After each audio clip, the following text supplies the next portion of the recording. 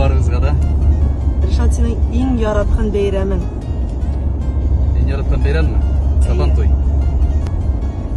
Тормышыңда ең қадірлі бөлек? Қазіргі тұрмыш иптәшім Эльмира. Яратқан ел фасылы? Жай айын яратам. Қыш айында яратам, но көбірек жай айын яратам. Қыш күні туңам мен. Жай күні жылда рахат. Сенің үшін идеал күн ол нендей? Идеал күн мü? Әйе. Идеал күн.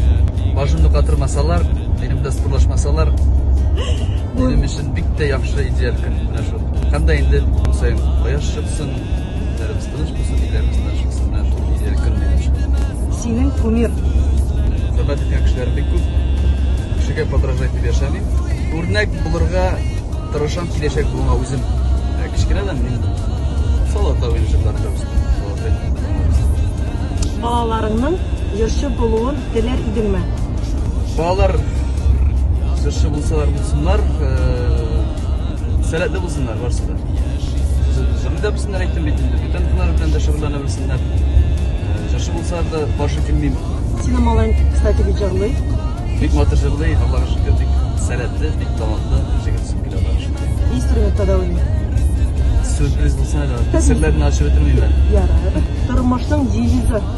Артқа бұрылмасқа келе алға қарып. Алға ұмтылдық достар, барымызда. Өткенler артта қалсын, алға ұмтылып, жақсы келешекте батырып барып. Осынау болып яшап келсін. Ришат Фазли Ахматовтың жырын тыңлап яшагыз. Әлі мен сізге өзімнің матур мама жырларын бүләк етермін келешекте. Рахмат менің біле болғаныңыз үшін, құрметті тамашашылар.